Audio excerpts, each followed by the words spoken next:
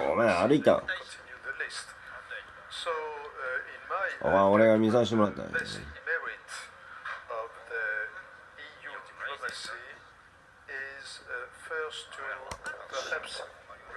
まあ、大人だったらもう連休明けかにだと四国行くわ。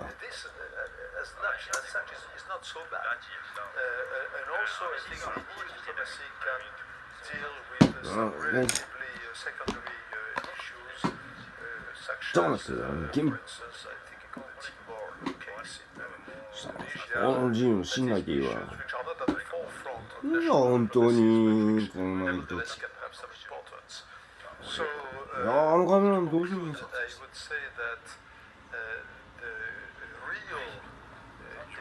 つけよお前ら、本当に。いいか。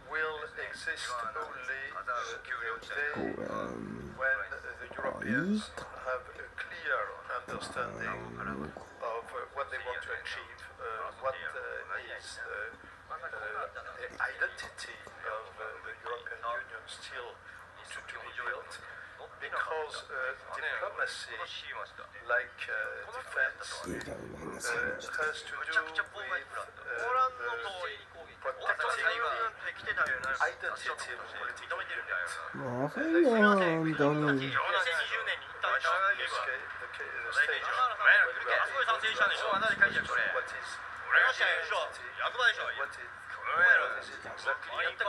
間に合わなかったんだよね。本当にまさか旧三局局インターナショナルあれの YouTube 見てびっくりや。なんで田舎を信じてなんか長いことさせ禁止だけど旧三局渋沢の国やったかそうだ見忘れた藤井もやった大将の吉田もの吉田俊介の来るやん。そいつは結構ダメっつってたよ。目覚め3月にねヘリで来たそうやん。日本政府の長で。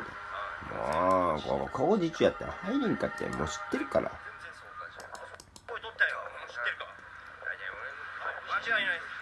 現場見させてもらったら、あそこやろ、もう知ってるわ、もう見た。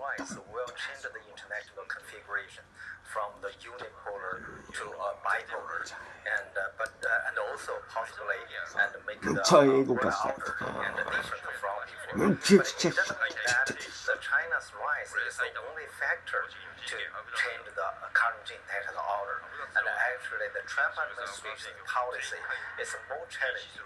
That China's rise to the current international order, because China's policy tries to maintain the order, the reason is a very obvious. China present order, and and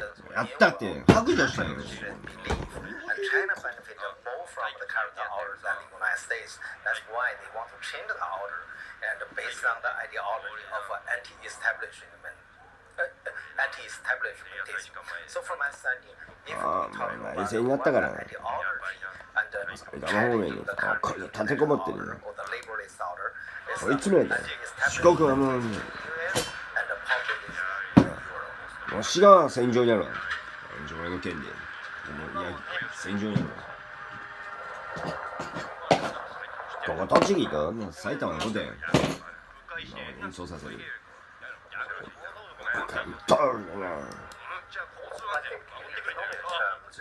取っといてよかった。やってるんだよな。あんなもんや。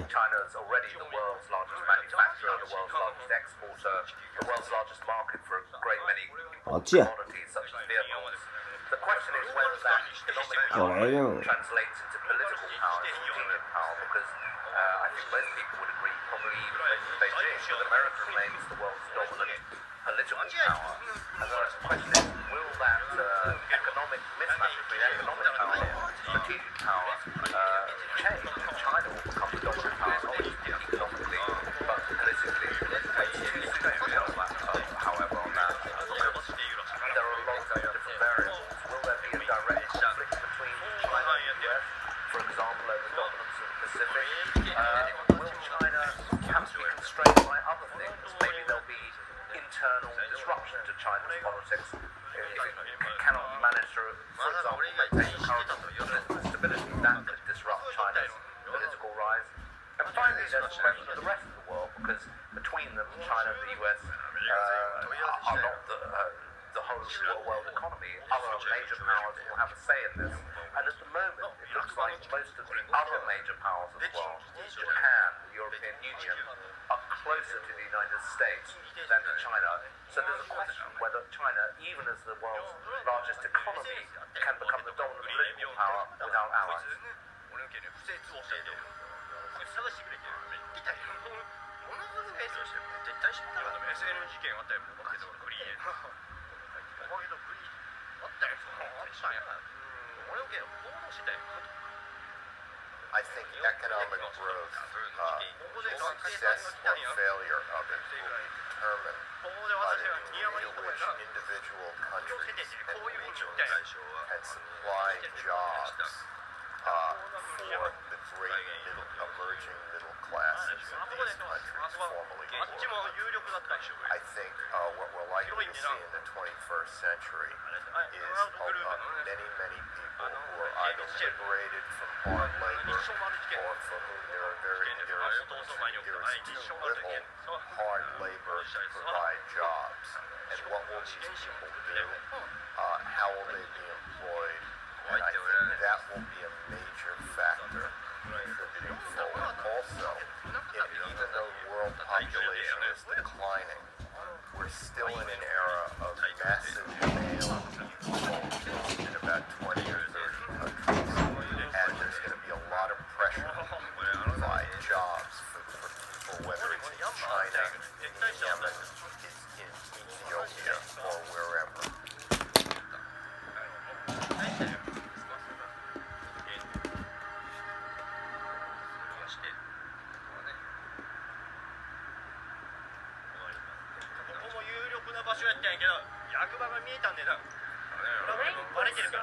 Of my talk is if robotics and artificial intelligence and the upcoming industrial revolution are a threat or an opportunity for the world and for manufacturing countries and also for developing countries. And the answer is still unknown, but what is sure now is that we have to invest in the main assets that are characterizing the industrial revolution, the digital transformation, competences, infrastructures, data centers, and all the tools that are fundamental and are considered enabling technology ほら、こんなよくやったって言ったんや。 digital transformation. ほら、こいつはやってるんや。おい、昨日の手出しを言うぞみんな。 Europe and China, how they are integrating artificial intelligence into different knowledge and competences and scientific results. For example, in the US, they are investing very much in developing artificial intelligence for humanities, while in China, they are investing in developing artificial intelligence for agricultural application, for producing food, for example. So globalization has results in terms of being socially connected, but in terms of てるんやよ。これ見たけど、本当に。去年見つけたの。びっくりした。花粉症がいい。やっぱ俺で漏れたか。親子テロリスト会議。漏らしたか。Because robotics was developed for manufacturing countries for industrial production and are in manufacturing plants. But in recent years, what we have seen is the development of service robotics, which is intended to provide services and they offer services in terms of medical robotics, social robotics, educational robotics. And now, what is happening is that robotics is coming into our houses. By producing consumer products and also producing changes in the society with some of supporting autonomous drive or different products that are revolutionizing business and revolutionizing our lives.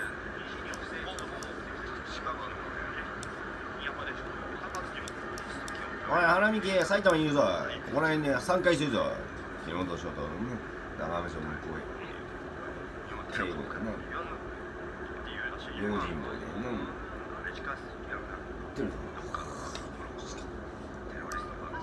いてるぞ。サイバーやってるぞ。警察の車両で。The global agenda talks about eradicating poverty, eradicating hunger, having every child in primary and secondary education. We're on track to achieve these things. And that means not just a few people left behind, it means ライブローション爆破していいぞ。 missing out.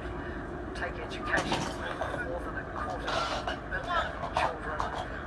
何だとはお前らが拉致の加害者。 How can those おい、ささえ、レベル知っててきゃ、お前ら。テロリストのかばいやって。 deny the most basic access to education? あれやったのに、構えてんのよってことだ。いや、主人はどうですよ。帰国中は放棄していいよ。足りないよ。足りないっていうか、大抵は100名単位でいるから。1機で。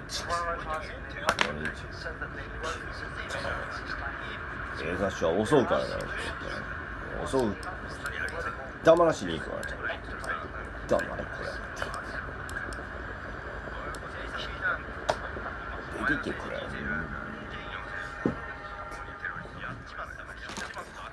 おい、66の女ついて撤去するよ。邪魔やあいつ。 There are more than 70 million people in the world that are forcibly displaced from their homes, either as refugees crossing borders or displaced in their own country because of war, violence, discrimination, persecution, bad governance. 人間しようなもんよ。お前ら預貯金口座凍結されてる苦労してるよ。 A difficult place where to make peace have become 追加制裁して発表してるよ。 to Middle East. So that's the first thing that we need to look at if we want to reduce global refugee crisis. Why? 制裁かけた。 It's very important to remember is that 85% of those 朝日も何や埼玉新都市 are の not 勤 in 務中 the だし。 rich world. 知ってるから。 They are in poor countries or middle-income countries. So the effort, the new effort, not just humanitarian, but medium, long-term effort, founded on sound development, both for refugees and for host communities, has to focus on those countries. We have now a global compact on refugees. We will have the first ever global refugee forum in December this year. 前らのせいで俺40、50年間人生破産してんの。冷凍保存されてる。でもテロ行為やったな、パスポートマークしてやって。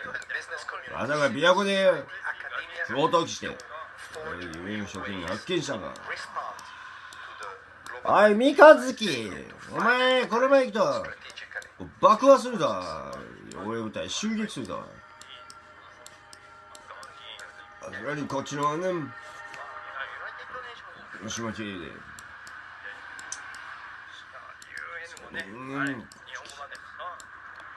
さすがにおミシガンの完成教軍が襲ってきたら、よーし。大体こっちは主力部隊が危ないね。まあ、こっちは20名ほど配置して、10歳持てばぶっ飛ばせるから。あいつも。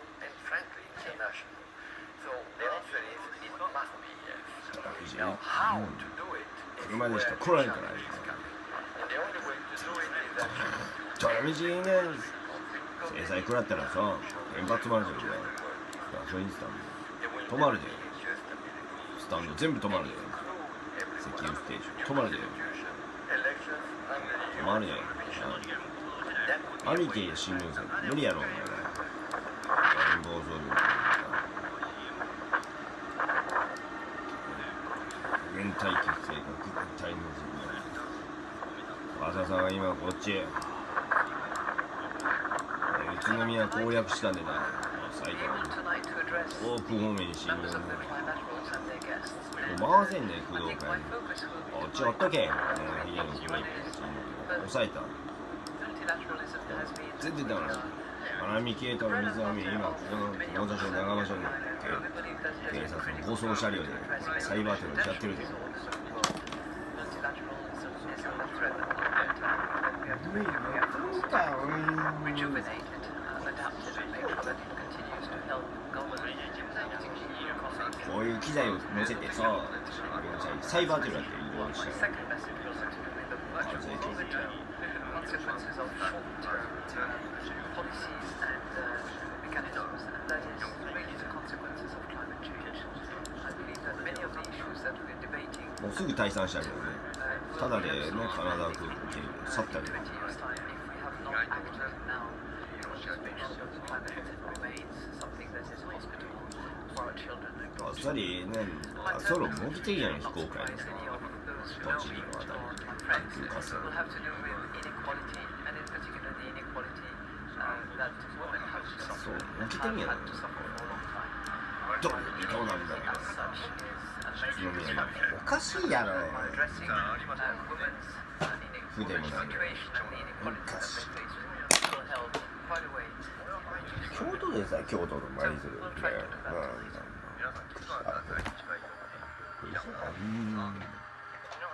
なんで井上の車からだ歌川さん井上のせいで抗議してわざとやったんか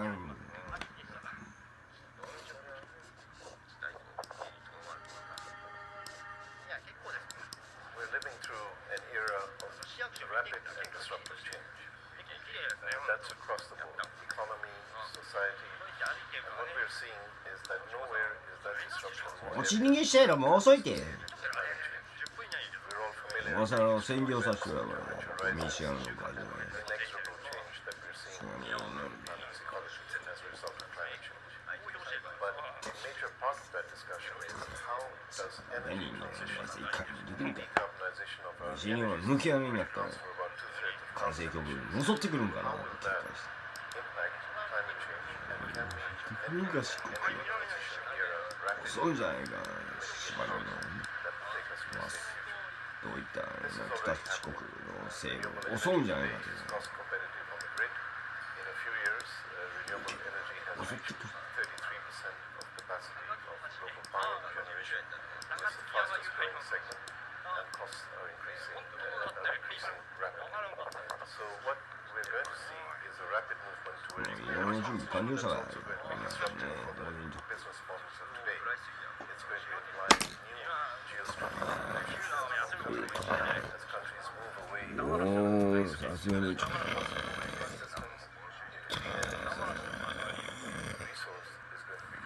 多いよ going to decide the winners and losers in this race.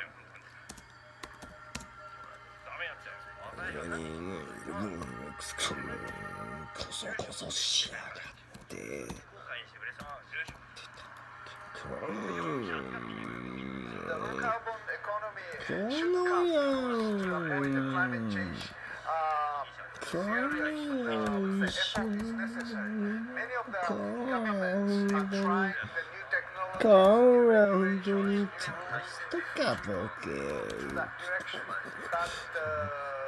IEA, International Energy Agency, assessed the current effort was not enough.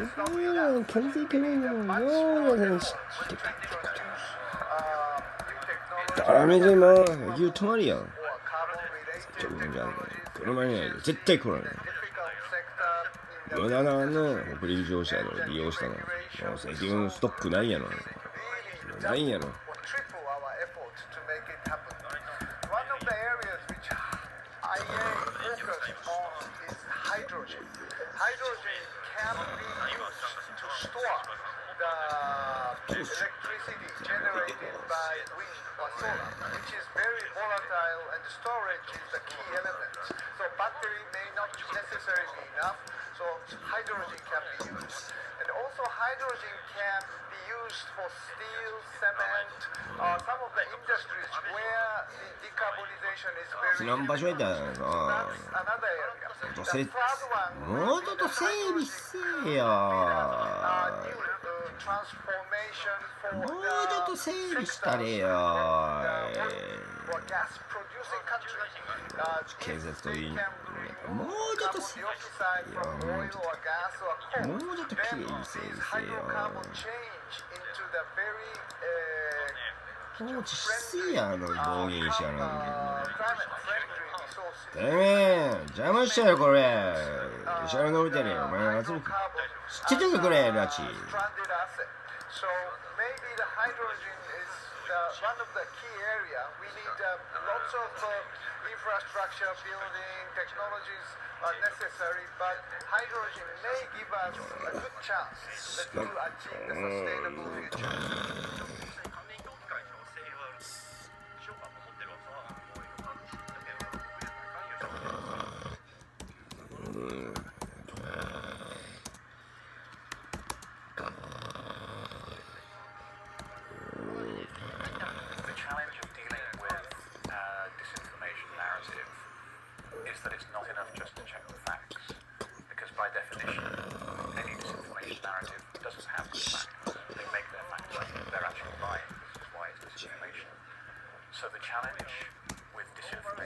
ワグナーとか。ワ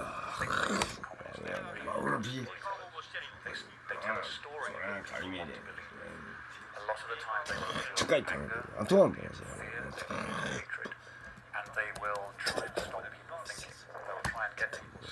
トランシー無法状態になるんや。それ今の。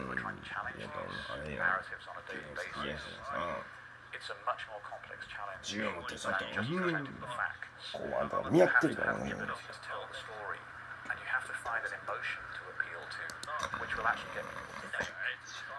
無理やったら向こうの西日本なんで。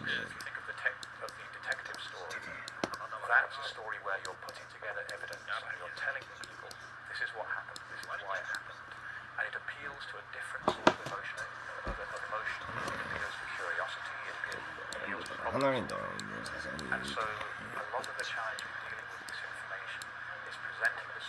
12年代の面白いぐらいの当時の面白いぐらいの船だから絶対みたいなやりかねも面白せてるんやもん。面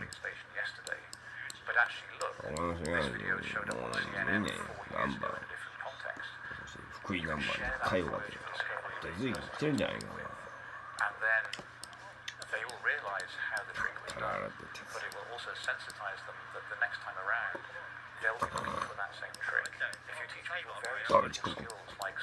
攻撃やこれイラクとそっくりやろ。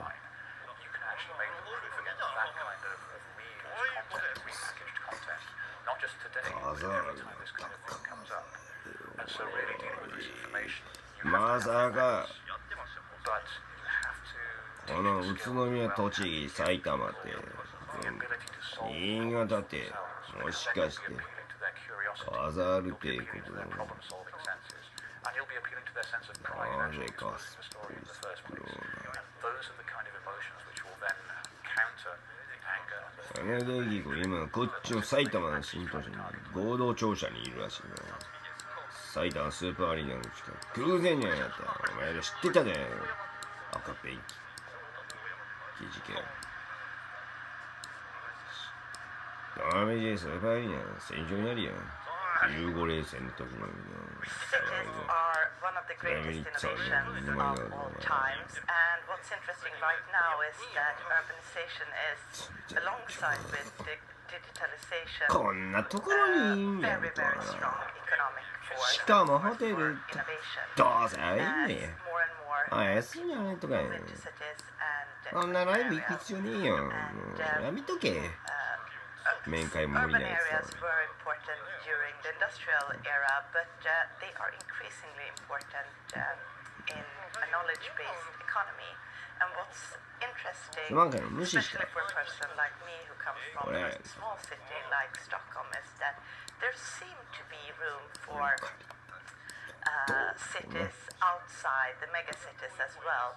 There 分 are 裂 some really 分裂 interesting したからやっぱ分裂したから drivers of innovation that are smaller or mid-sized cities, amongst which Stockholm is actually one, but there are a number of examples. And what is important if a city wants to become a outlier or a hub for innovation is collaboration.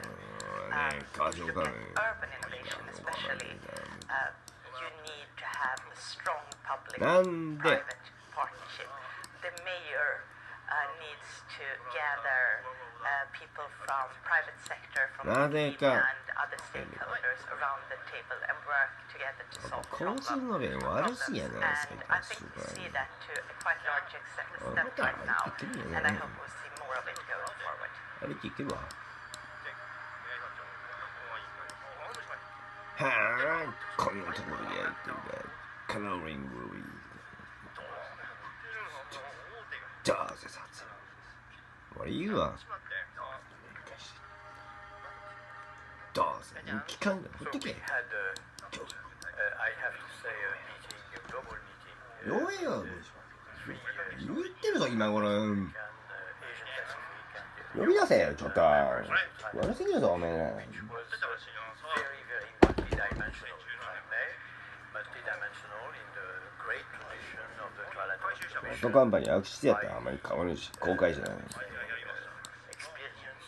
of the members, by the sensitivities of the members, by the fact that it was, of course, non-partisan. あれここは絶対 Meeting also because 関西教軍でもこっそりここらに集結してるんじゃないか in all respects 国方面攻めるために issues that こ were っそり石油 geostrategic nature, 整備蓄してん成畜剤してんだ from the economic nature, issues related to environmental 絶対そうや difficulties and challenges, and we addressed also 四国方面に戦力回す challenges for our societies that populism, so-called populism represent, which is also a large multi-dimensional issue. So 俺らゴミ水色で喧嘩しまったからね喧嘩したからね詐欺やりやって汚れるんやいいですしか本当に知ってたよなゴミ富士おめえ三日月知ってたのゴミ三日月田中議長と笹井健一報告してたよ俺の件俺奴隷生活観念報告してたやろこれ and also Asians, and of course the whole of Asia at a global level is more and more important. As regards new dimension for the Trilateral Commission, not only we confirm our own values, democratic values, rule of law, 消えてもたやあいつらに rights, and all the laws with a democratic society, but we also さ reinforce あ本当に our values as regards multilateralism, その in the best sense of the term. 優遇されてるどうなってるんやシューナがアウトやん本当に With the new initiatives that we took, in particular, the idea of having 騙されたんや display of あの反対を無視した some of the issues that we will 隣の高槻破産しろと also with the idea of making known at the level of the Trilateral Commission all publications, articles, interventions, books ユニクロもうすぐ急なの撤退するやった by the members of the Trilateral Commission. All this, of course, as part of transparency and also as part of 派遣なんねん being あれ別にいいんですよ if it is possible. ゴミ急なが出身なんや Given the mandate of the chair to see 車で来てるのそれでしょ more proactive in terms 新 of 幹線か display of our ideas through various forms. So this is something which should be considered well important. そうなの One か of the major conclusions of the なぜかって言 Commission ってないし is in Paris. 何言って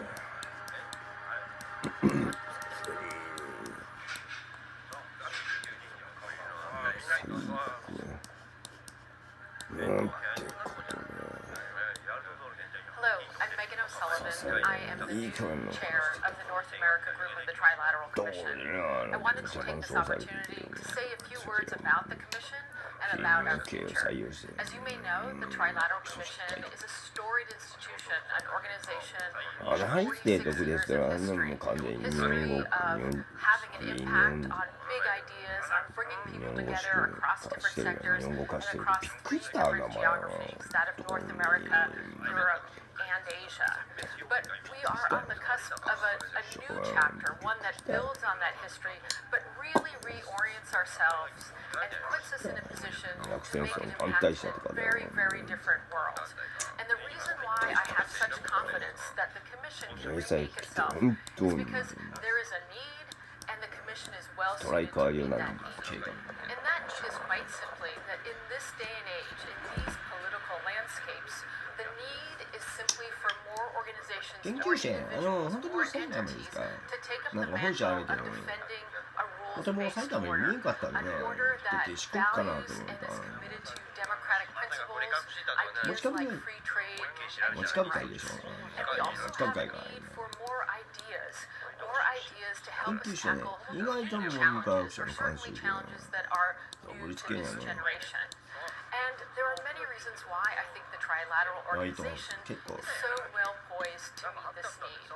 First and foremost, we are an organization that at its heart is a community of countries that share a common set of values, that share these commitments to these ideas about democracy, about free markets, about the rule of law. And secondly, we have a membership that spans policy, business, and academia and media. And that allows us to bring minds together and experience to bear on problems that are no longer just the purview of one of those sectors. The things that need to be thought about today and where we need new solutions and prescriptions are ones that are at the intersection of business and policy, whether it is the contributions that private sector organizations can make to combating climate change, whether it is figuring out the ideas that will drive the reform of capitalism, or whether it is understanding the impact of technology on our systems.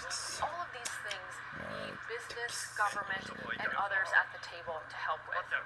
Now, of course, to realize this potential for the Trilateral Organization to meet this need, we are going to have to do some things differently than we have in the past. First and foremost, we are going to have to recognize, as a group primarily of democracies, we need to spend some time looking at ourselves, looking internally, saying what's happening with our own institutions, what is the health of our own institutions, and how is that situation affecting our ability to cooperate across national lines and deliver global problems, pressing global solutions. So we're spending more time talking about things like populism and the impact of technology on our own society. Secondly, we've got to think about impact differently. Traditionally, we're an organization that has had impact based on the very nature of our relationships. We're an organization of people who have close ties to national governments, and often the ideas that we debate in private inform our own perspectives and inform our discussions and deliberations and conversations with people in positions of power. That will still be true, but today we need to think about having an impact on the broader debate. We no longer live in a world where governments are the only ones that can the future. In fact, increasingly, we have to think about other entities as being the real engines of change, and be that corporations or universities or even individuals. We need to think about how to shape the conversation, how to bring those groups in, to have investment in and commitment to solutions, and to move ahead whether or not we're able to get our governments to agree with our prescriptions and recommendations. So in short, it's a really exciting time to be part of the Trilateral Commission. I'm deeply honored to be the new chair of the North American group, and I look forward to working with all our members and my colleagues from other regions to realize this vision. Thank you.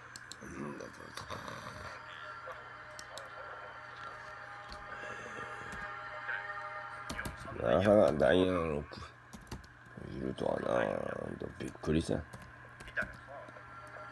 テレビ So I'm Jane Harmon, and the question is, what is the future of political parties?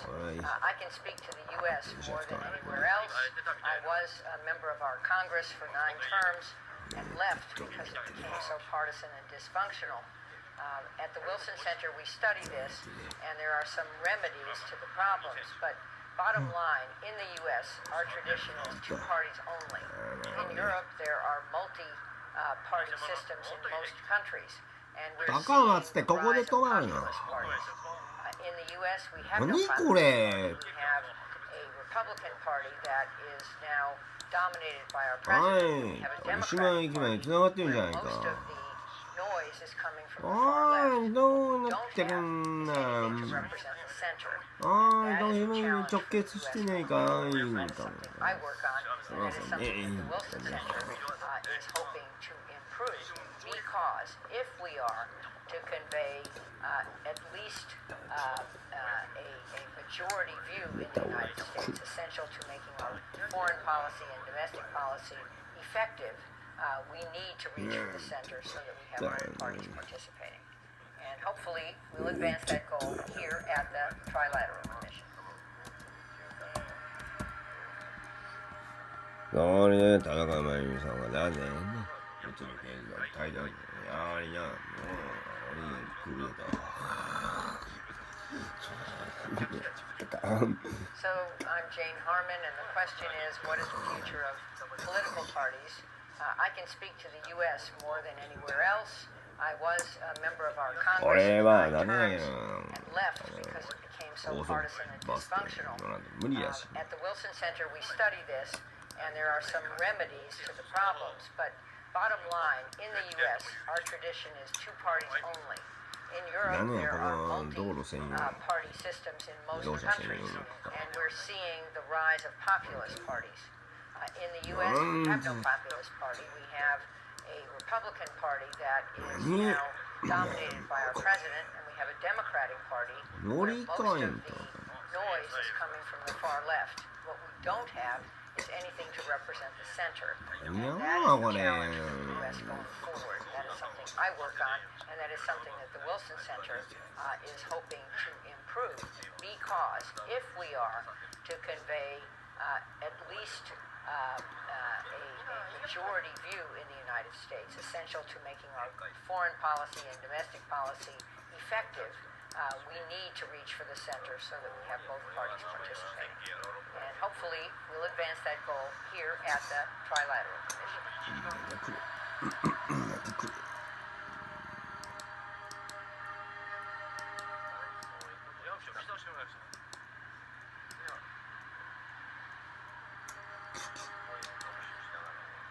So I'm Jane Harmon, and the question is, what is the future of political parties? I can speak to the U.S. more than anywhere else. I was a member of our Congress for 9 terms and left because it became so partisan and dysfunctional. At the Wilson Center, we study this, and there are some remedies to the problems. But bottom line, in the U.S., our tradition is 2 parties only. In Europe, there are multi-party systems in most countries, and we're seeing the rise of populist parties.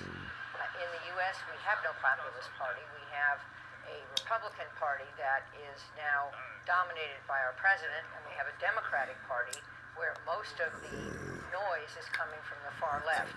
What we don't have is anything to represent the center, and that is the challenge for the U.S. going forward. That is something I work on, and that is something that the Wilson Center is hoping to improve, because if we are to convey at least a majority view in the United States, essential to making our foreign policy and domestic policy effective, we need to reach for the center so that we have both parties. Hopefully, we'll advance that goal here at the Trilateral Commission. なろうね、ちょっとごめん。わざとして。さてや、刺激。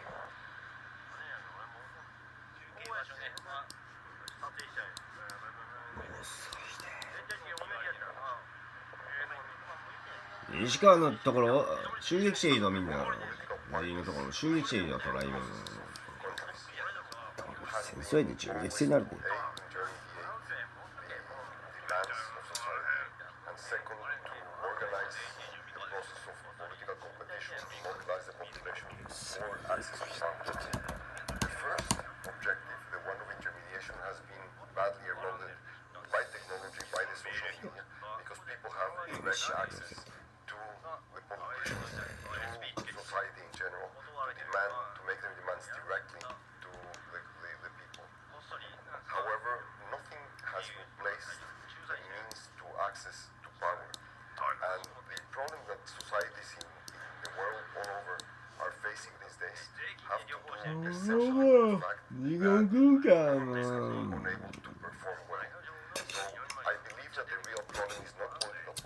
まったく。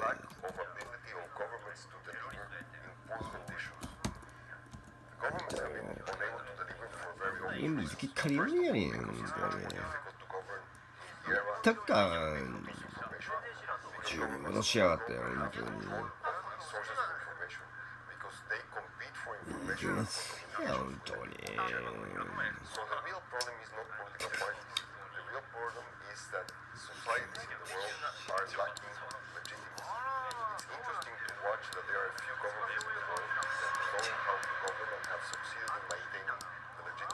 多動通例か。この自軍。はあ。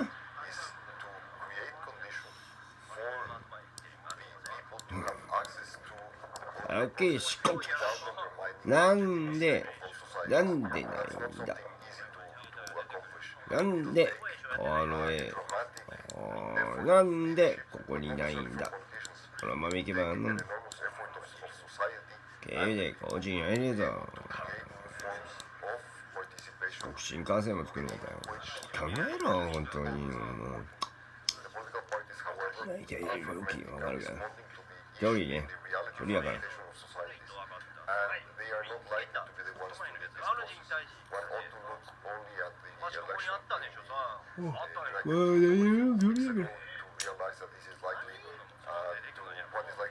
距離やから。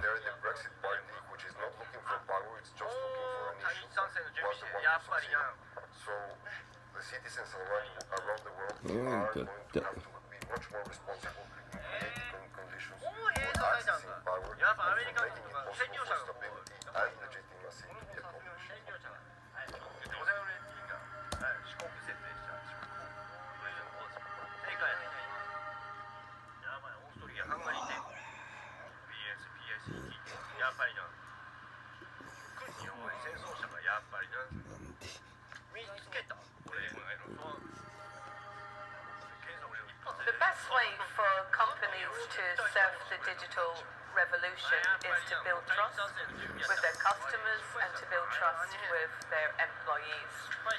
One of the ways in which companies can do that is to have frank conversations with the workforce, to sit down with workers and their unions and to say, look, here's the challenges that we're facing, but importantly to ask them, how can we best get there? Because all too often, a lot of those solutions that a company can put in place that will make a real difference, the employees know the answer to that.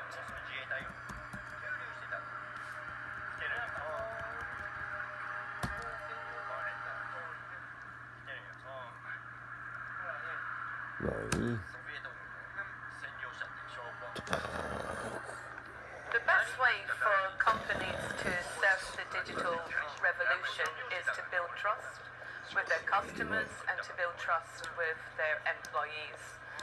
One of the ways in which companies can do that is to have frank conversations with the workforce, to sit down with workers and their unions and to say, look, here's the challenges that we're facing, but importantly to ask them, how can we best get there? Because all too often, a lot of those solutions that a company can put in place that will make a real difference, the employees know the answer to that. 違うがもうあんなもっと詳細寄せと。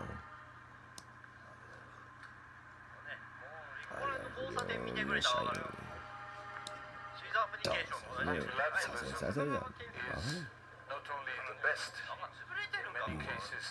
そうやん、大切。because we're dealing with global challenges, 来年分か therefore っ you た need global solutions, you need multilateral solutions. They take a little longer, yes, of course, but once you get it, then they will stick around for longer, and you will get greater ownership, and therefore you will tend to have more effective solutions. The other way is that, of course, unilateralism is always about who is stronger in a bilateral relationship. And therefore, by going multilateral, what you do is you balance, and all the opinions count. Of course, you always have the bigger countries speak louder, but the differences are less, and also the needs of the smaller countries, the needs of the developing countries, the needs of the groups in a society that are left behind, then they are much better addressed by a multilateral approach. So yes, today we need multilateral more than ever before. まあこれそれだったらどうでもいいや消費税高木で運予定だったんじゃないのな消費税消費税なの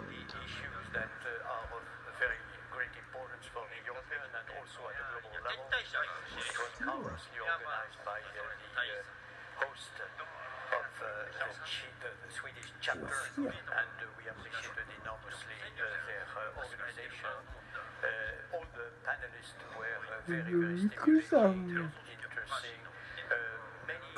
Many provisional conclusions coming from this meeting, including the fact that the members want to be more assertive perhaps than they were before, including the digitalization, the platform at the global level, including industry and research and services at a global level. This idea that Europe as a whole should be again more present in the global conversation came very much out of this meeting, which was again very comprehensive and stimulating. But you will see that in the various people perhaps that you would like to see.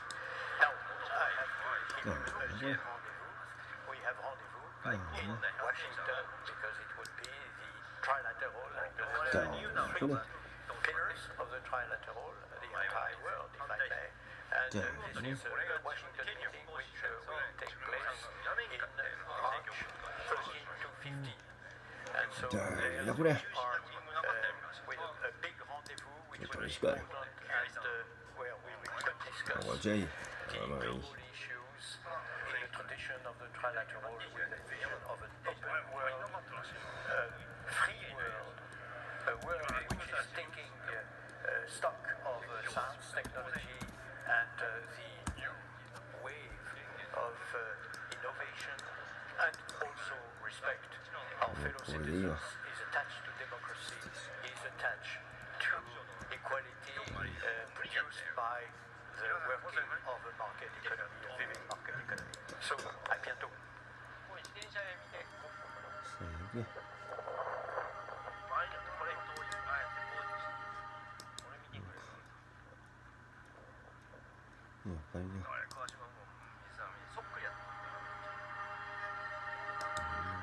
have just concluded the meeting here in Stockholm of the European section of the Trilateral Commission. I think it's been a great meeting. I think we've been able to have a dialogue on a lot of the issues that are of concern to all of us. Where are we going on the climate issues?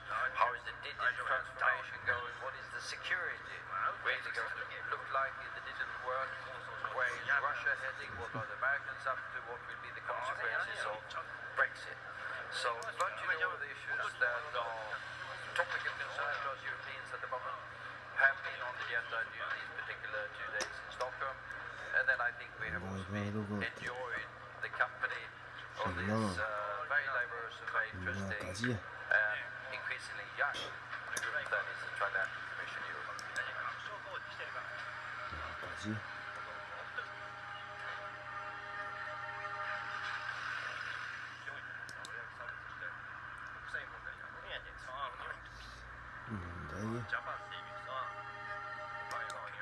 I suppose the question we're all asking is, will the Brexit saga ever end? After 3 years after the referendum, the British still haven't decided what they want to do, and they're now in an election. I suppose that the answer to the question depends on who wins the election. In order to try and answer that question, you have David Lidington, who was Mrs. May's number 2 in the last government, and who chose not to serve under Mr. Johnson, the current Prime Minister, and he's going to tell us who's going to win the election and whether that's going to bring things to an end. And I'm going to disagree with whatever he says.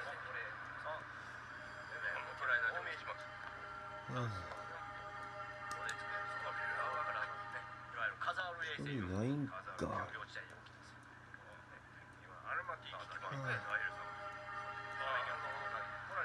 I suppose the question we're all asking is, will the Brexit saga ever end? After 3 years after the referendum, the British still haven't decided what they want to do, and they're now in an election. I suppose that the answer to the question depends on who wins the election. In order to try and answer that question, you have David Lidington, who was Mrs. May's number 2 in the last government, and who chose not to serve under Mr. Johnson, the current Prime Minister, and he's going to tell us who's going to win the election and whether that's going to bring things to an end. And I'm going to disagree with whatever he says.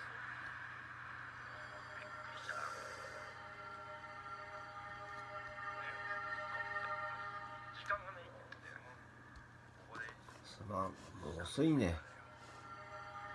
遅いね。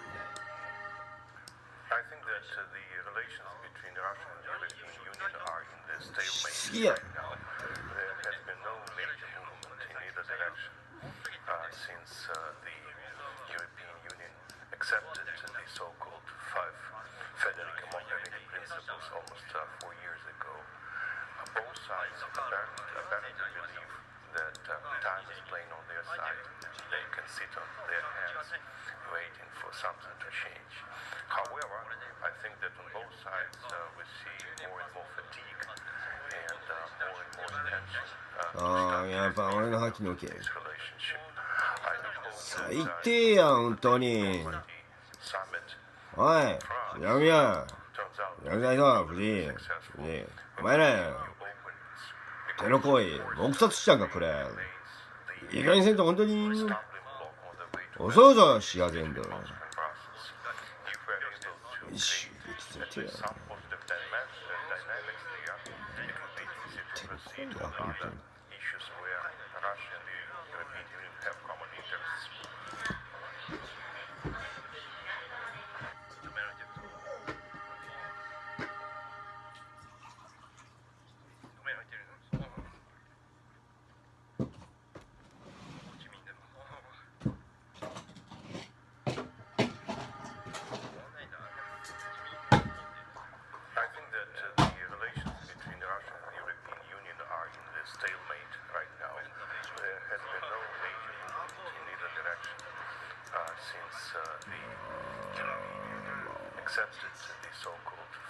おかしすぎやな。 4 years ago. Both sides apparently believe that time is playing on their side and they can sit on their hands waiting for something to change. However, I think that on both sides we see more and more fatigue and more tension to start gradually rebuilding this relationship. I do hope that the今度はさすがに turns out to be moderately successful, we might see new openings because of course Ukraine remains the major この海に襲ってくるんじゃないか。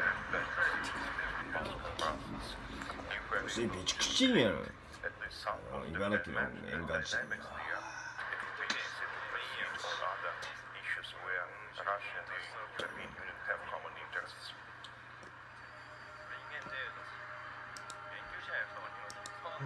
もうスペインにしました。まあ、もうくれた。限りないのがくれしないよ。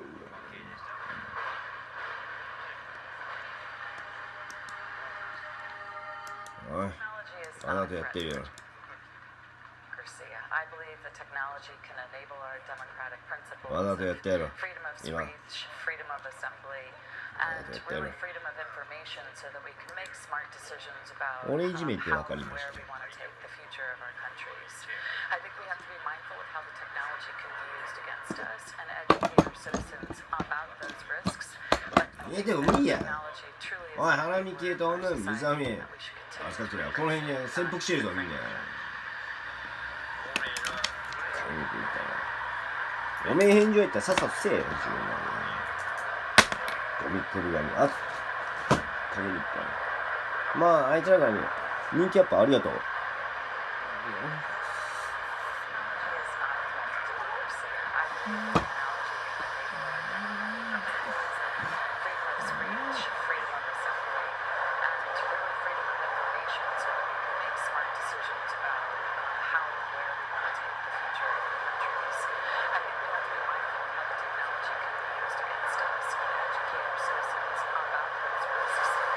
俺のことよ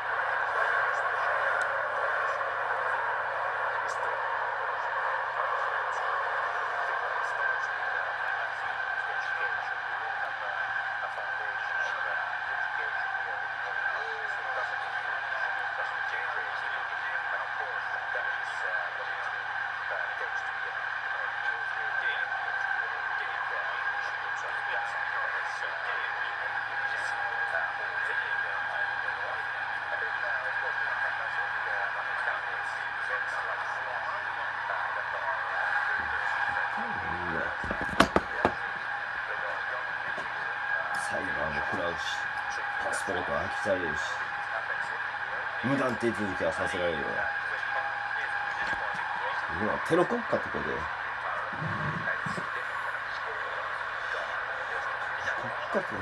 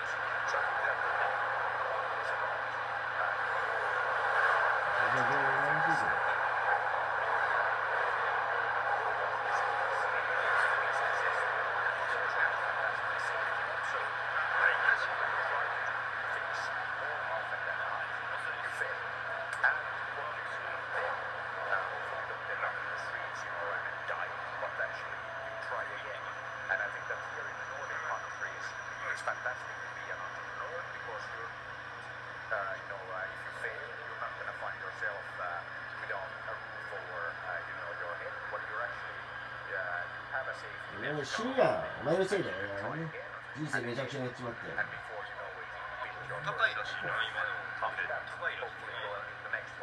So I think that is one reason why we have the highest density of unicorns anywhere on the planet, here in Nordic countries, and of course our friends in Estonia are really in a league of their own. 1.3 million people, and they have 4 unicorns, Playtex, Sky, Transferwise, and now the latest one being Bolt. 1.3 million people, 4 unicorns, that's more than 10% of all the unicorns in Europe actually. So the rest of Europe needs to get its act together. And then I think that if you look at this unicorn per capita, in China they have more unicorns than anywhere else, 200, but they also have more people, 1.4 billion people. So if you do the math, in China you need 7 million Chinese people to build just one unicorn company. While in Estonia they are much more efficient, only 3,100 people, 300,000 people you need to build one unicorn. So that's actually quite exceptional. So I think that we should all be more like Estonia, and that's something that we can definitely strive to here in Europe. So let's go out there and do things, and we'll end up with lots of unicorns all over Europe.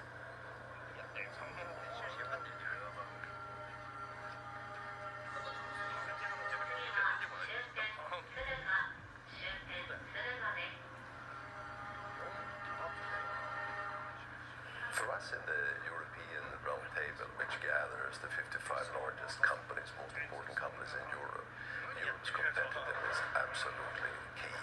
The world is changing. We see lesser of continued work for free trade, more protectionism growing in both East and West. And we as companies, we realize that we will not be long-term successful unless Europe is successful. And there are a few challenges that really stick out here. First, it's digitalization. The world is becoming digital through artificial intelligence and through the rollouts of 5G. This opens up for huge opportunities in every single part of society. But Europe is lagging behind here. We need to speed up there. We need to invest more, do more. Then we have the Green Deal. Europe is in the lead in this. And this is an area where we can take advantage of business opportunities, and it's important, of course, for the planet. So that's an area where we also have to come together.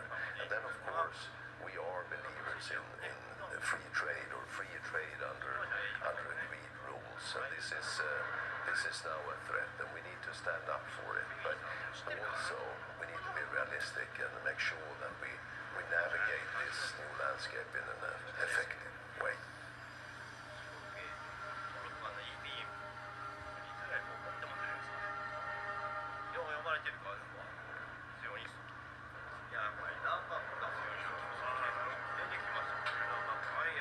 For us in the European Roundtable, which gathers the 55 largest companies, most important companies in Europe, Europe's competitiveness is absolutely key.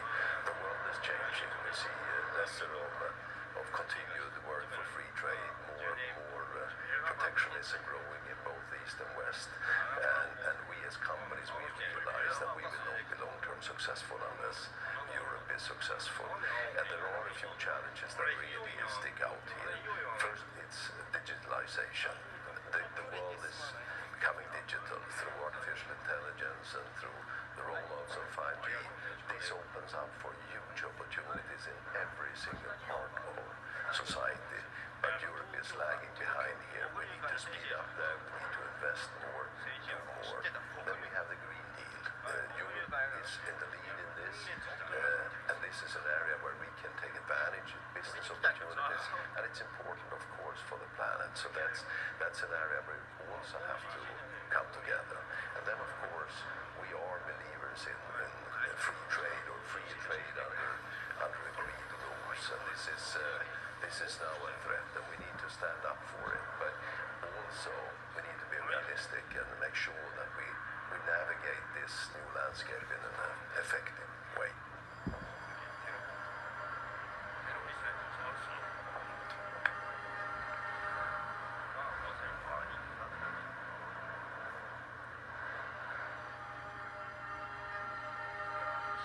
So I am a complete believer of public policy and the power that it can have in moving the market. I believe in strong states that can send the correct signals to markets to move in the direction we want. What states can do is actually to promote the good and tax the bad. And states are there to promote the greatest public good. I have experiences in many parts of the world where bold and clever public policy has actually brought up industrial competitiveness and the growth of markets, in particular renewable energy markets. I can state the case for Latin American countries, for example, in the case of Mexico, in the past few decades, bold policy giving a clear vision as well as renewable energy targets and leaving the markets to set the prices was and drove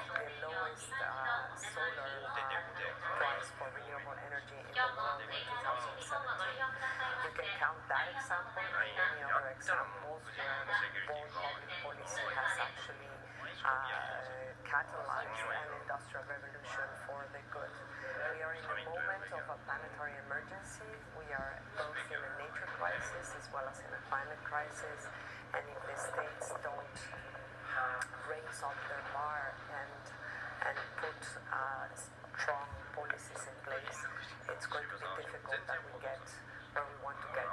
Businesses are waiting, progressive businesses are waiting, but if we don't have a common playing ground, it's going to be difficult for us to ramp up the mass of the businesses and non-state actors that are ready to act.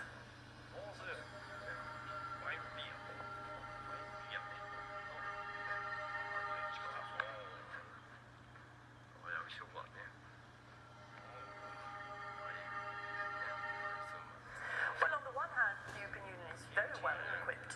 We have been doing quite a lot of trade agreements in the world the last years. In the European Union, the Commission negotiates on behalf of 28 member countries, which gives us a big strength. We just concluded agreements with Canada, with Japan, with Singapore, with Mexico, and others are in negotiations.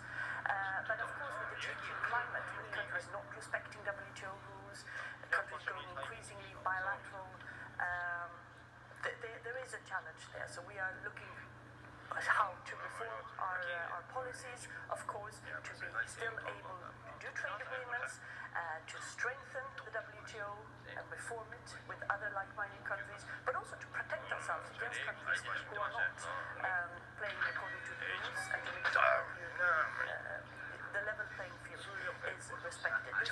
We have changed our trade defense mechanisms. We have implemented a coordination mechanism for investment screening, and we are looking at how to sharpen our tools. And this will be a key issue for the new commission coming in. ヤンマーがアウトからセーレンも読んでたやこそ買収して大崎のうつえお前私やましがうつし始めたそうだからねでもどうです反対してるの When will it all end?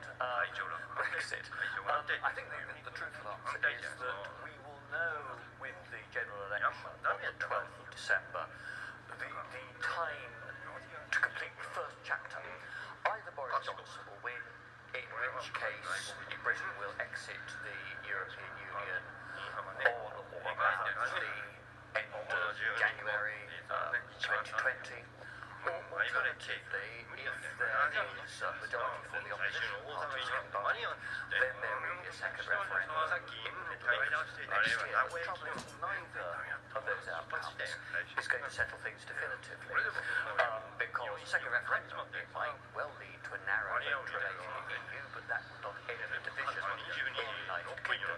And of course, if Mr Johnson wins his majority, then we've got to negotiate a new relationship on trade, on security, on foreign policy cooperation between the United Kingdom, which will remain a big European power, major player in defence and security and economic terms.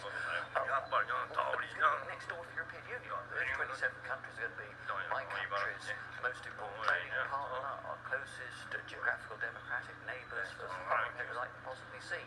So working that through is going to take, I fear, a year more than a year, I would estimate. And I think there's a real responsibility both on UK political leaders but also on EU political leaders to get this right. European democracy is under massive strain from Russian aggression, from a dramatic economic change that is adding to public mistrust in the way in which we do business. So getting the geopolitics right, having a constructive relationship between the UK and our neighbours in the EU27 is important for the whole European democratic community.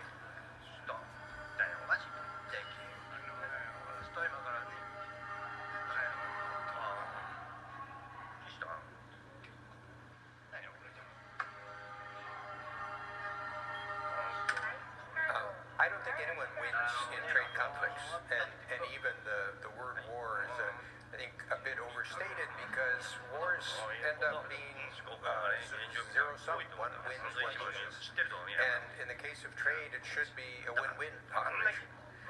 So I think the analogy is mistaken, and by closing off your own markets, you increase costs to your own people. example, in the United States, about 50% of imports are for commodities or intermediate goods. So if you raise those costs, you raise costs for manufacturers and consumers in the United States, or same would be the case in Europe. And in the case of the U.S. and China, I think that we're in a very dangerous situation. I think that there are many reasons and frustrations with China. Some of them are justifiable about forced technology transfer, intellectual property rights, reciprocity. There's also concerns about Chinese security and other policies.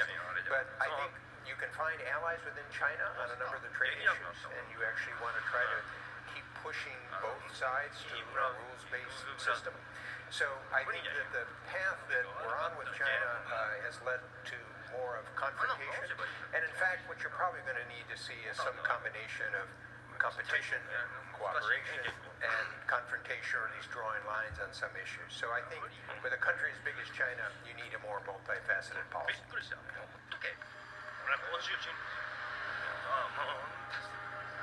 サラリーセブンほっとけこれにテロリズム日本語で思いっきりでいいんだ数十年前からのデータやったな I believe that gamification and game-based learning indeed is the future of lifelong learning. I believe that because as we train the new generations in the workforce, we know that we need to create materials that are a lot more engaging, that are a lot more useful, and that are going to have an impact in the way that they learn and in the way that they acquire the new skills that they need in order to remain competitive in the marketplace. What a better way to do that than through video games? As children, we learn through playing. And we believe that through gamification and through game-based learning, we can make learning fun again, not only for children, which we know is the best way to learn, but also from adults. If they play these video games, they will become more engaged, as I said earlier. They will also acquire that knowledge much more deeply, and they will be able to apply that knowledge in their daily jobs. And finally, by doing the video games through the simulators, they will be able to have experiential learning, to get the feedback on what they're doing right, what they're doing wrong, and learn from that.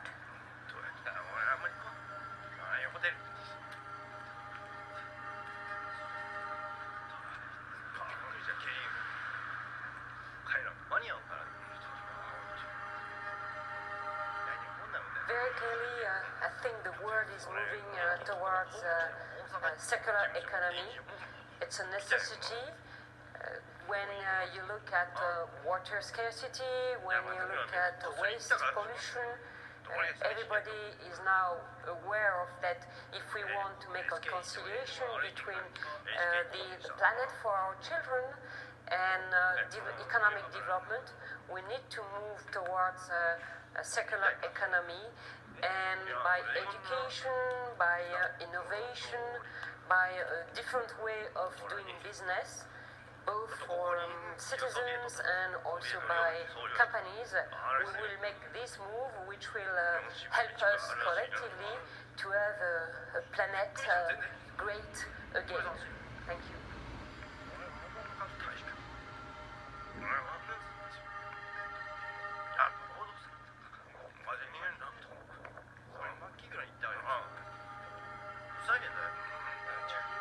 The future of entertainment in the 21st century is going to be shaped by the twin forces of globalization and digitalization, both of which are going to be terrific for consumers.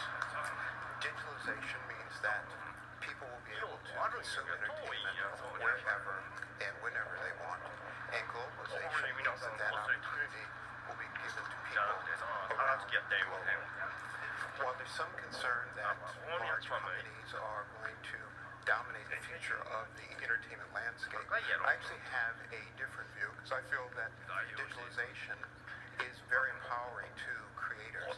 And when you think about a phenomenon like YouTube and user-generated consumption, these are powerful, powerful forces. Similarly, digitalization has allowed the falling of distribution barriers. So not only is production much easier, but the ability to distribute it to people is much easier. And we're really living in a golden age of entertainment with many more choices than we have. And that also means a greater democratization of ideas.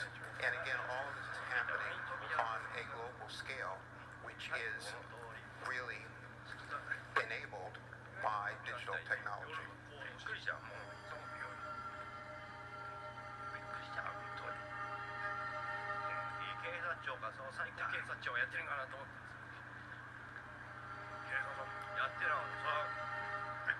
I would say that the characteristics of a Nordic education system is that, first of all, they have a very inclusive system based on public funding where there should be a room for all. I think students are taught to think independently, a lot of critical thinking, and also quite a lot of creativity baked into our education. I would especially commend the Finnish system where they put their best teachers for the youngest students, and they use a lot of resources in preschool and also first to third grade to ensure that the children are best possibly equipped for future learning. And I believe that that's the best investment you can make, is to invest in the kids when they're really young, so you will lay the foundation for their future learning.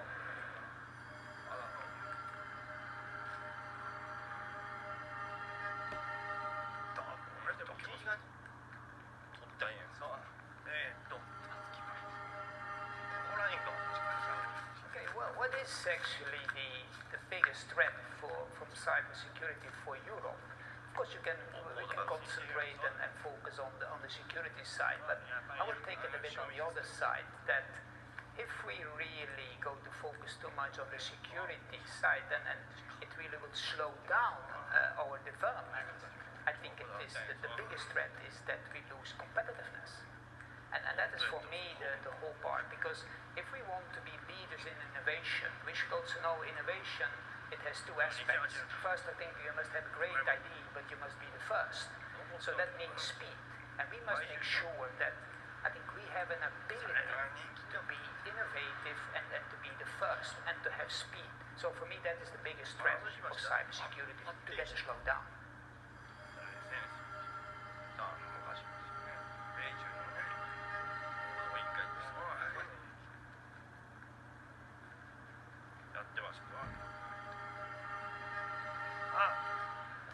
What is actually the biggest threat from cybersecurity for Europe? Of course, we can concentrate and focus on the security side, but I will take it a bit on the other side, that if we really go to focus too much on the security side, then it really will slow down our development. I think the biggest threat is that we lose competitiveness. And that is for me the whole part, because if we want to be leaders in innovation, we should also know innovation, it has two aspects. First, I think you must have a great idea, but you must be the first.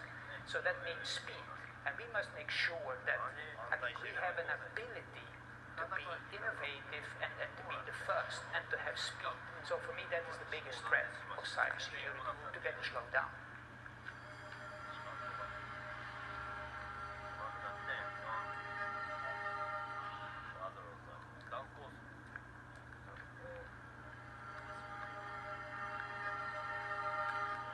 So are we suffering from eco-anxiety? The simple answer is yes, possibly too much. Eco-anxiety is definitely triggered by the fact that we are facing a very urgent matter with climate, but at the same time it's also because we're facing something that is very complex.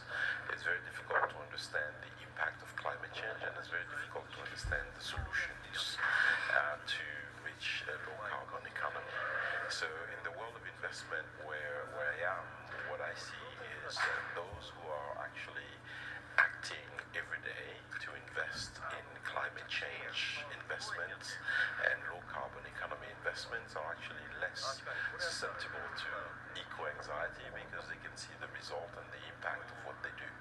But really what is needed to decrease this anxiety is more examples of impactful investment, change of behavior in society that would actually bring people to less anxiety.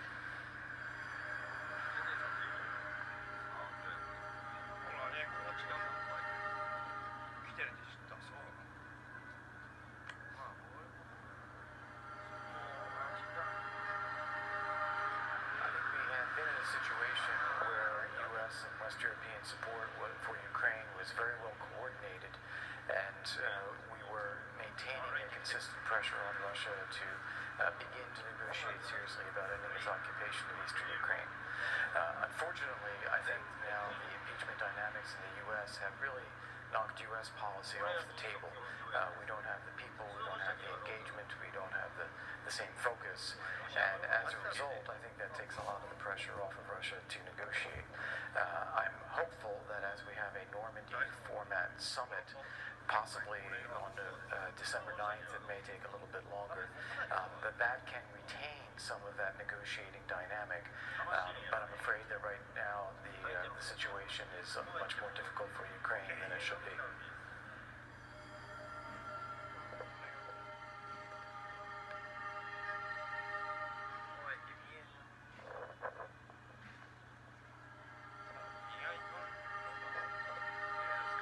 What is the role of civil society in modern Russia? I would say it's a very important issue. Why? Because in Russia, political competition is limited. There are no real opposition parties. So the society stands up to the autocratic regime through organizing itself, through building trust, through providing public goods that a corrupt and inefficient state cannot provide.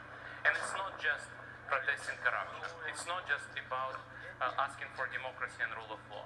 Civil society today is working on helping the poor, helping the disadvantaged, fighting domestic violence, promoting gender equality, defending minorities. So this is actually where the European future for Russia is.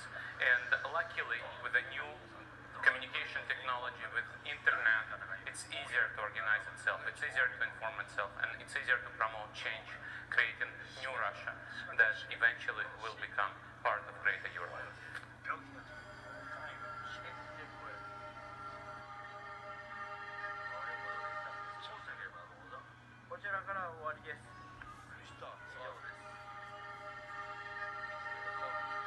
At a time when 1,000 NATO troops are stationed at the border between Estonia and Russia to deter possible Russian aggression, when President Macron is speaking about what he calls cercle concentrique, when citizens in Moldova and Georgia are questioning whether Europe and the US will come to rescue if there is a security guarantee, and when sanctions against Russia and counter embargoes have become kind of the very essence of the idea of a European security policy, well, what can we expect from Russia?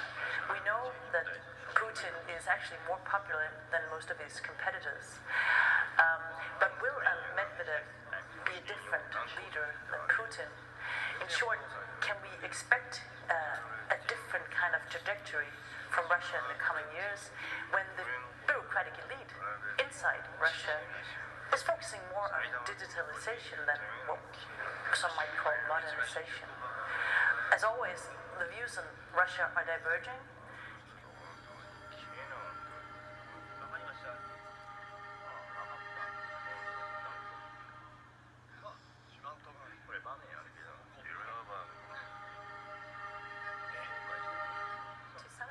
The school of the future for the adult workforce will essentially not be a school. Many people will have to continue to learn, continue to reskill, continue to upskill, but they'll do that inside their workplace. We will need to ensure that at least 2 to 3 months of learning are integrated into every single year that somebody is at work. The second thing that we know is that the Fourth Industrial Revolution is changing workplaces and the needs of the labor force so quickly that we're also going to need to quite fundamentally reform education systems. And that applies to the delivery and it also applies to the content. One, we need much more technology integrated into schools. And second, we need to ensure that young children are understanding how to apply these technologies in the future, understanding how to collaborate with each other, and understand how to apply critical thinking so that they're able to continue to learn throughout their life course.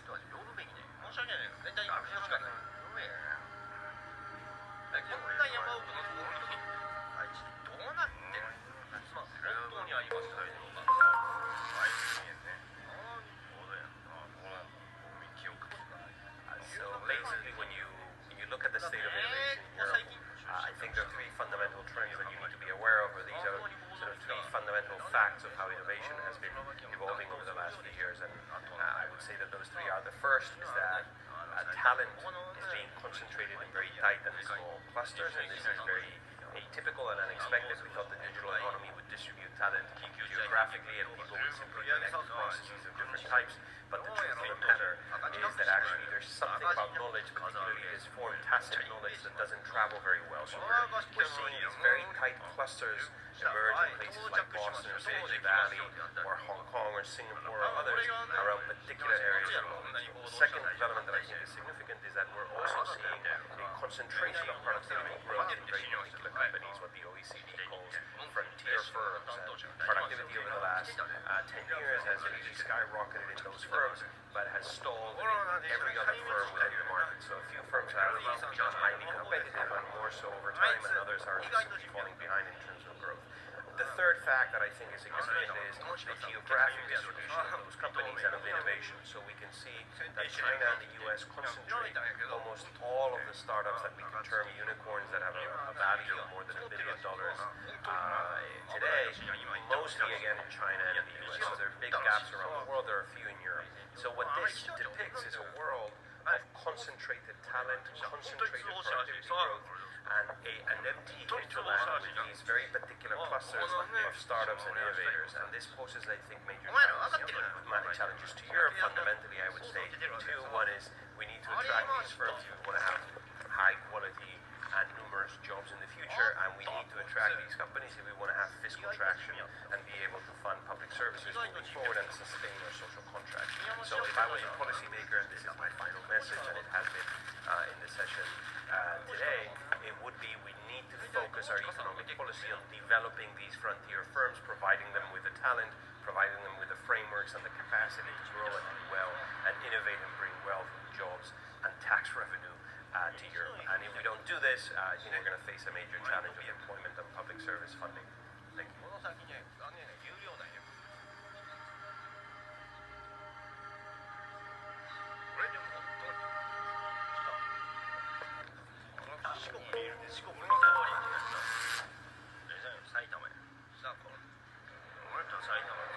So it's great to be here at the Trilateral Commission. Great event. I think what we talked about this morning was can Europe adapt, and how should it adapt to huge technological revolution that's happening around the world. I talked about it from an Uber perspective. At Uber, we have a vibrant business in Europe, and we've adjusted to Europe in many ways. We've launched partner protection to help have our partners that use our platform, drivers, couriers, restaurants, have additional social protection. We've also adjusted to how cities want to design transportation for the future. Now, as companies adapt, what can governments and cities do to welcome innovation and technology, make it possible for users, customers, to use those technology breakthroughs in their cities, in their countries, on self-driving, for example, on health systems that help detect cancers earlier on education for people in remote areas. So we talked about a few ideas and solutions to help this happen. And so specifically on my end, I talked about education, which is going to be a big challenge, but also a big opportunity for Europe, how we transform the skills, the adaptive skills of our people in Europe to a world with more technology. We talked about funding.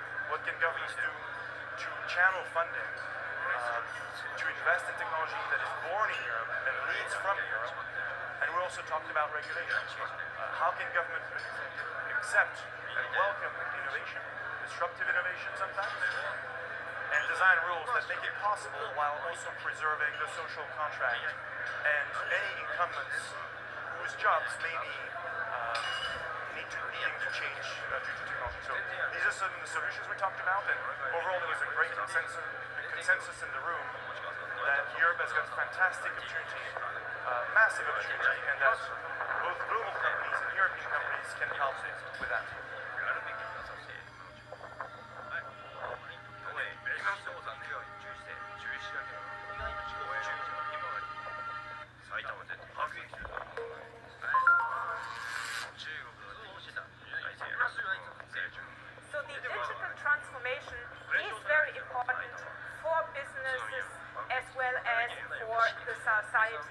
such.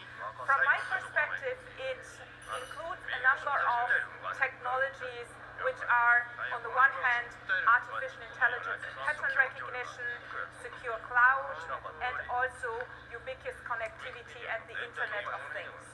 I do see a great potential. For example, pattern recognition will help us to detect cancer better, will help us to deal with traffic management, will actually help us to get a better consumer experience around voicified services. So what do I recommend to businesses, and what are we doing as a business Deutsche Telekom?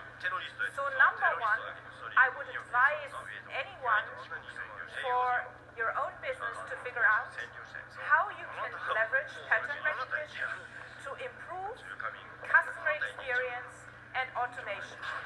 To make it practical, at Deutsche Telekom we use it for predictive maintenance, for automation, for our voicification.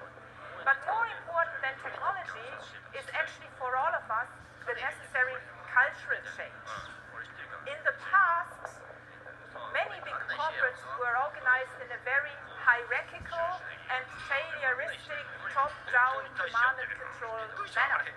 And we all need to unlearn that a little bit and introduce new, more agile ways, allowing disruptors to actually make their points, creating flatter hierarchies, work across the board, and find a great combination of experienced people and new people, younger people, sometimes also older people who truly understand things like data engineering or architecture. So I guess for a business leader of large enterprises, the art is to find the right balance between what you want to disrupt and what you want to continue to lead in the traditional way. I call that ambidextrous leadership. Yeah?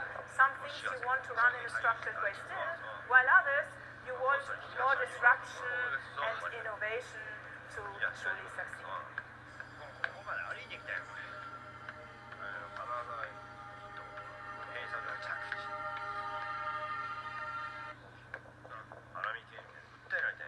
Welcome to Illuminati Today is Saturday the 26th of February 2022. We're publishing our Gold and Silver Weekly Update for the week ending the 25th.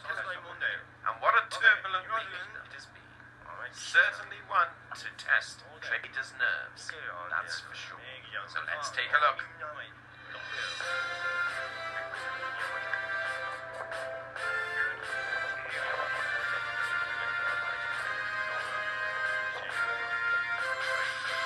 Well, looking at gold and silver, we can see that gold fell $8 last week, falling from 1897 to 1889, having hit a high of 1974, the highest in 8 years, and a low of 1881, a fall of 0.4%.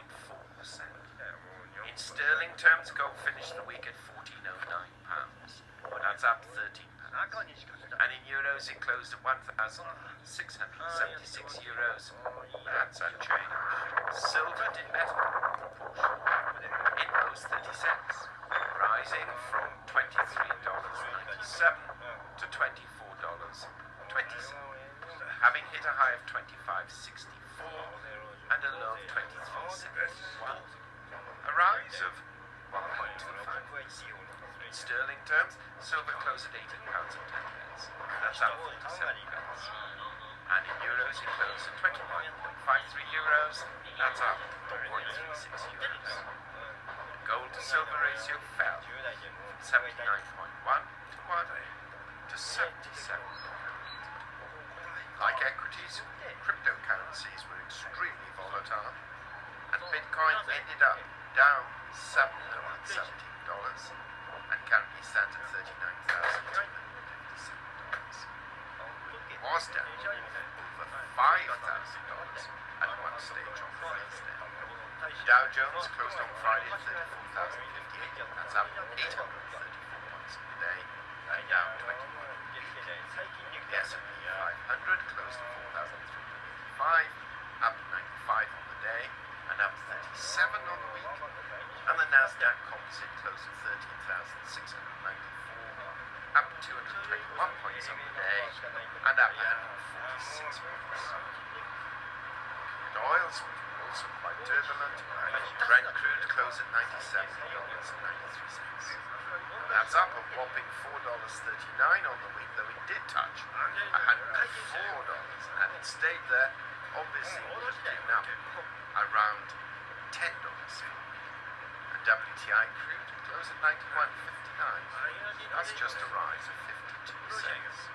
So WTI peak prices, whilst they also rose quite recently, underperformed. Brent crude, the dollar index stands at 96.61, and that's up 0.57 on the week. Again, well over 97. During the course of Thursday. Now, we concluded last week's video with the following figures. We see gold trading between 1850 and 1950 and 1825 to 1975 as our highs. We see silver trading between 23.25 and 24.75 and 22.75 to 25.50. Well, we're pleased we extended the gold outlier range to 1975 based on a possible invasion of the Ukraine, and to see gold peak at 1974, $1 less, was indeed gratifying, as was the fall back to our normal trading range by the end of the year. The difference between its high and low for gold was $93, which was the largest for some considerable time. Silver closed well within our normal trading range and operated within it for much of the week. The invasion of Ukraine did, however, push it 14 cents higher than our outlier range. If only we'd said $25.75 instead of $25.50. The difference between its high and low for the week was $1.93. Again, like gold, one of its largest moves for some considerable time. Obviously, price movements were dictated by Russia's invasion of Ukraine, which caused gold and silver prices to skyrocket, and equities and cryptos to plummet, only to recover again later that day, which was an impressive turnaround. So much so that yesterday we published a video entitled, "What Will It Take for Gold to Hit $2,000?" And we've placed a link to that below. Please do listen to that. It covers some interesting aspects that tie in also with our gold price forecast that we published earlier. Now, whilst all eyes were on Russia last week, some interesting economic data was announced by the United States. Market manufacturing and services flash PMIs were higher than expected, as was the consumer confidence index. Initial jobless claims were down, as was continuing jobless claims. Negative side, though, PCE inflation, both monthly and yearly, were higher, as was, though, real consumer spending for January. Both actions must now suggest a regular short. Now, before we take a more in-depth look at silver, it's worth looking at what data is coming out this week. Monday, we have the Chicago PMI for February. Tuesday, market manufacturing final PMI, and the ISM manufacturing index for February, and construction spending in January. Wednesday, we have the 18th employment report for February, which may suggest what's going to happen on Friday, and on Thursday, of course, the regular weekly jobless claims, and the market services final PMI, and the ISM services index, both for February. And we have factory orders for January. Then on Friday, the all-important non-farm payrolls, unemployment rate, and average hourly earnings for February. So an important week, and in our view, the final determinant week, as far as data is concerned, to enable the FOMC to finally make up its mind about interest rates when it meets on the 15th and 16th of March. Geopolitically, we still have Russia and the Ukraine issue, which will no doubt continue this year. And this will capture most of the headlines about the election next week, I suspect. So what is gold looking like today? Well, it's resting at a major support level of 1888, which is where the 10-day moving average rests. And it has obviously psychologically strong support at 1850, and then extremely strong support at the 50-week EMA at $18. Resistance is seen at June's highs of 1960. The MACD histogram is suggesting consolidation. We should not ignore the fact that gold still fell, even as the dollar value also fell on Friday. Like gold, silver prices also fell after their post-Thursday morning. Support is seen testing the average of 23.93 and resistance to $24.21. Like gold, MACD is suggesting consolidation. Russia has said that it will consider talks if the Ukraine lays down its arms, while the Ukrainian president stated last night that they will continue to fight.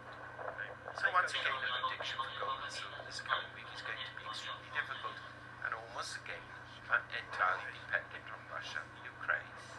That said, there is important economic data being presented, which is likely to have an effect, especially towards the end of the week. So with this in mind, we see gold really trading between 1840 and 1940, and 1810 to 1960 as outliers. Though we will be surprised if it gets that high.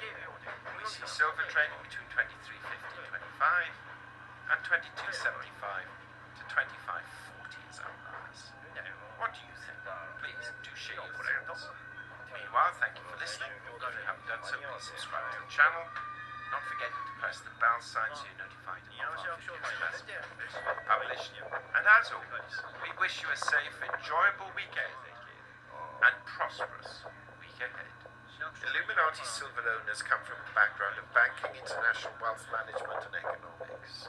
Having now retired from these worlds, we are not qualified to give investment advice. Therefore, this and other productions must not be deemed to be giving such advice and merely represent the personal views of its owners.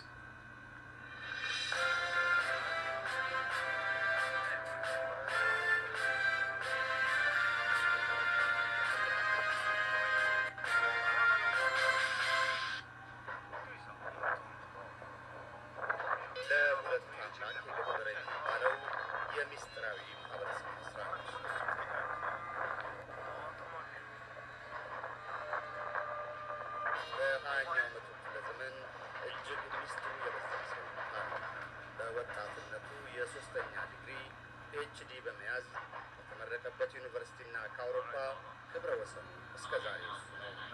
58 ዓመቱን በጠላት በተያዘ ግዛት በጦርነት መሃል አየር ጃንጥላ ፓራሹት በመውረድም እስካሁን የደረሰበት ነበር። ለ30 ዓመታት ያህል የተወለደባትን ምድር ነፃ ሀገር ትሆን ዘንድ ቢጥርም ከነፃነት በኋላ አይኖርም። ወይም የአውሮፓ ሀገሮች ሁሉንም ማለት ይቻላል ላቲን አሜሪካ፣ ሜክሲኮ የሀገሩ ያህል ኖሮባቸዋል። የሚገርመው የኖሩባቸው ሀገሮች መሪዎችን በሙሉ ማለት ይቻላል ወዳጅ ያደረጉ ነው። ከጀርባ በዘመኑ አሉ የተባሉ ሊቃና መልክ የተጠራ ሰዎች የልቦናቸውን አድርጓል።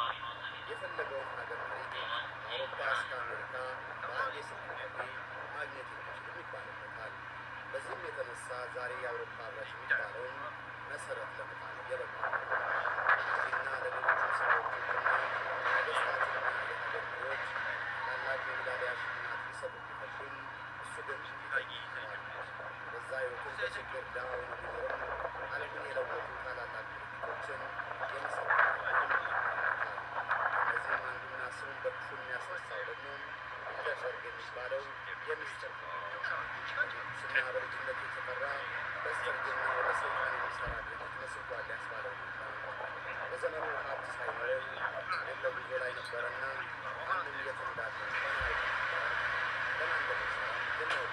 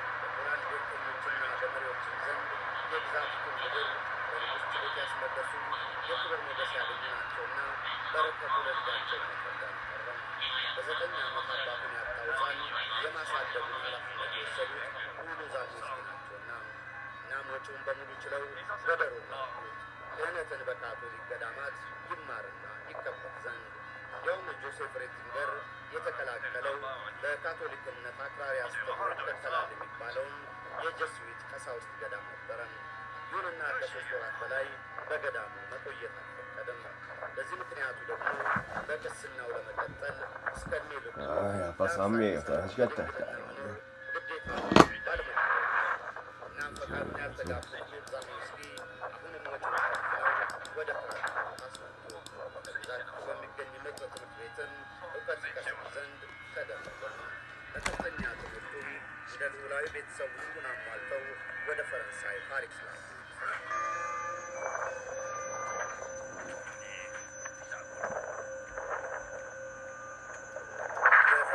ፓሪስ ከተማም በጆሴፍ ሬቲንገር የውጭ የትውውቅ መዲና በመሆን የበዛ ስፍራ ያላት ናት።